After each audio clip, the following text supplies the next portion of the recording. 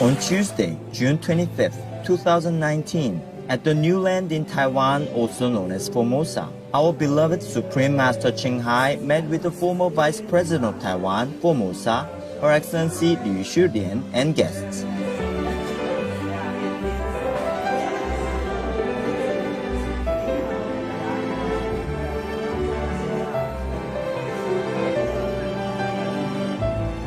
Her Excellency humbly presented Master with 2 books and a special tea from Yunnan, China. 哦，多谢多谢啊！平常没有人能供养，不过副总统也没办法。A remarkable woman and influential orator, Her Excellency Liu is an advocate for democracy, women's rights, and peace. National treasure. Yeah. 在国外，他们如果一个好人物，他们说 national treasure 国宝啊，国宝，对的，对的。所以我们就叫名字是台湾维进城的政治人物的国宝。是啊，是啊，唯一的女孩子这么勇敢，是啊，英雄。没有，很少有那勇敢的政治人物又是书，我非常幸福啊。有你，台湾有福报。Master, the former Vice President plus guests enjoyed a delicious vegan banquet, lovingly prepared by our association members, and spoke of uplifting matters beginning with China's continued growth regarding veganism. 现在大陆也是发达很多，那是素食的广播呢，还跟很多，还跟那些很著名的、很大的素食助产的那些公司建合业。中国现在是好像吃素是领导的，领导的位置，我很高兴啊。中国大陆那么多人全部吃素的话，对世界很有用，大家会跟着。Her Excellency Liu expressed her great respect for Master, who has been diligently working for decades to spiritually awaken the world's people, as well as promoting compassion towards all beings and environmental awareness through plant-based living. You start movement 40 years ago, before the UN started, right? Yes, I remember that. That's why I'm so admire you. Thank you. 有上帝保佑才能做嘛，有机会才能做。如果我在那边，做得好的话，世界也会有影响。我不是把世界东西变成有限的，有限是在那边跟天堂工作，然后这世界也会 OK。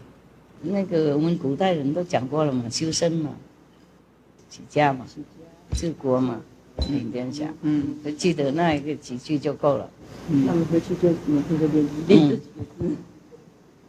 是啊，不然会忘记啊，就被拉拢啊，被社会那个污染啊，被情况改变了，然后忘记自己的目标啊，忘记当初的理想，很会简单忘记。外面争夺比较多嘛。然后如果没有你时就我不活嘛，然后就简单忘记，记得那几句就好了。After the dinner and enlightening Q&A session, our caring master graciously gave gifts to the former vice president and guests. Her Excellency Liu was deeply moved and kindly thanked Master. 非常感谢师父今天花那么多时间给我们。没事，我很荣幸。是给我们很好的一餐，最难得从你的谈话，还有对，让我们真的很感动。I wish more politicians would learn some wisdom and mercy from Buddha. 很难啊。Supreme Master. Thank you. 很难，对他们比较难，因为情况造成。还有修行比较少，选那条路，那条比较困难的路，所以说要鼓励更多有权有势的人，是我多做宗教的，尽量的。不过如果他们来我们才能讲几句啊。我不能去敲门说，嘿，你知道我是谁吗？出来听我讲话，也不能这样嘛。有机会的话，当然我会尽量。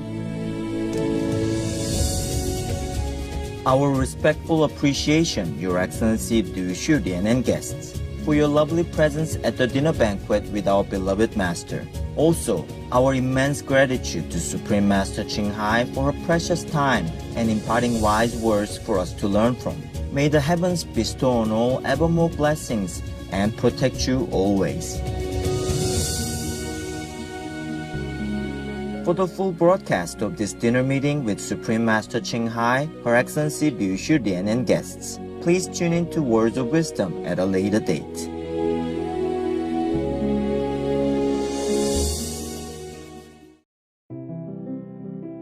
On Sunday, June 30th, 2019, at the New Land in Taiwan, also known as Formosa, Supreme Master CHINGHAI lovingly read from the book about the venerated Lord Mahavira and his ultimate devotion to spiritual practice.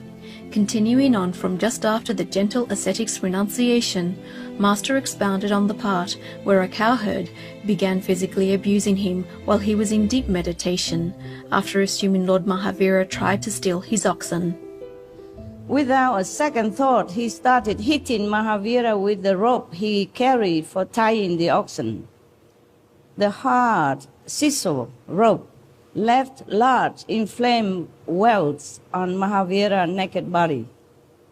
Even this excruciating pain did not distract Mahavira from his meditation.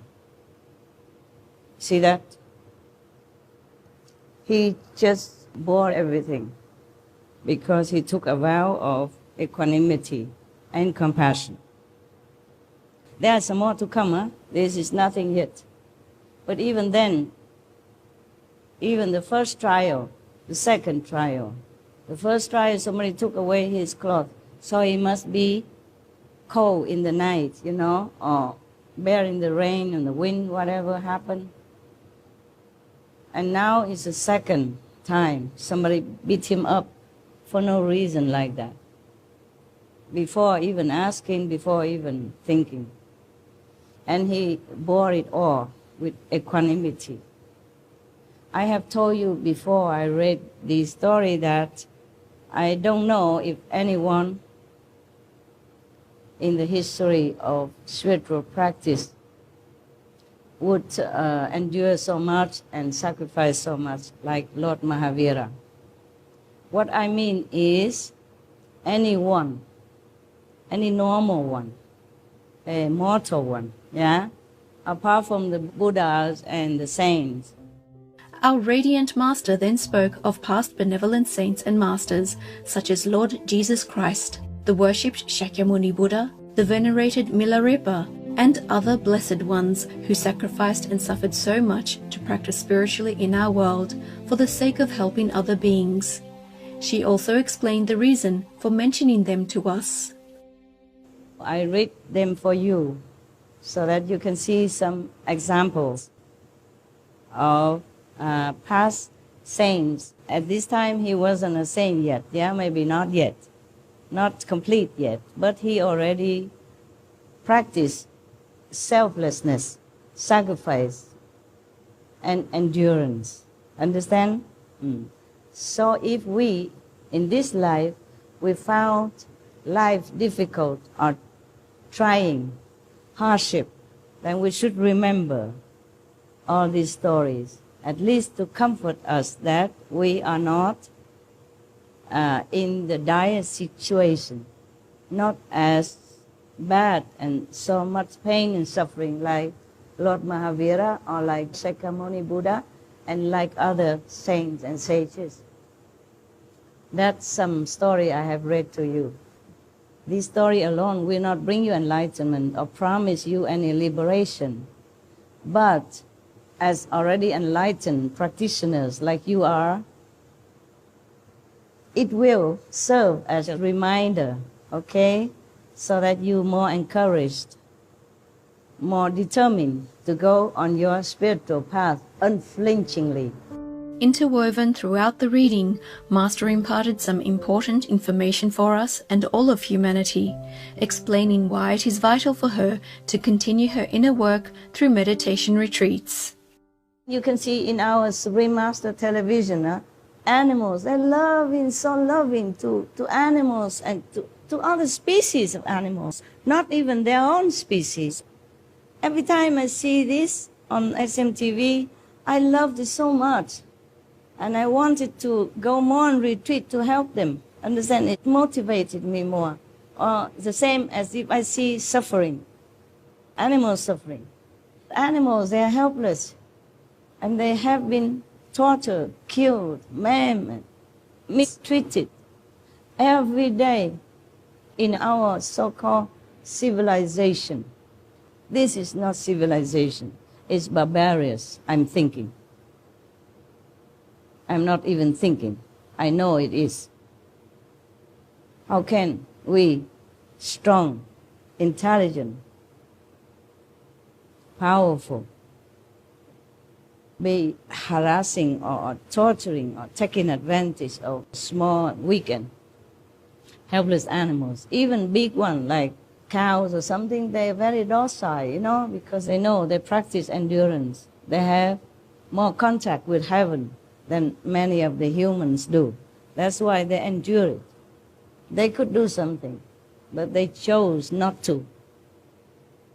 Most of the time they choose not to react or to revenge. But there is one, this is one of the instances that I remember in the circus somewhere. The mother elephant finally revenged and hurt many humans around just because I think they were harassing her baby, her little elephant, to train. They use very harsh and cruel ways to train and to break the elephant, to subdue the elephant into obedience. Understand? Because they scare them so, and they break them down. Very cruel practice. I saw that. It hurts and it bleeds, and they whip them or cut them, all kind of things. And I don't know if I'm living with humans or I'm living with beasts sometimes. Some people make me think that I'm not living with humans, that I'm not living on earth, that I'm living in hell somewhere. Because even in humans' law, we only punish the bad ones, the criminals. The animals, they do nothing. There are no criminals. Why they have been subjected to such kind of, worse than nightmare, worse than imagination kind of treatment. And it's still going on nowadays on our so-called civilized planet. If I don't think about that, then I still can live. If I keep thinking about that, I just don't want to stay here anymore. I don't know if some humans or many humans are really worthy of any mercy or redemption. If I think about that, pardon my anger. I'm doing a lot more retreat nowadays whenever I can, okay? Be it 3 days, 2 days, 1 week, 5 days, 1 month, whatever I can, okay? So if you don't see me sometimes, please don't try to pull me out by praying this and that, and understand? Just let me do my job also, okay?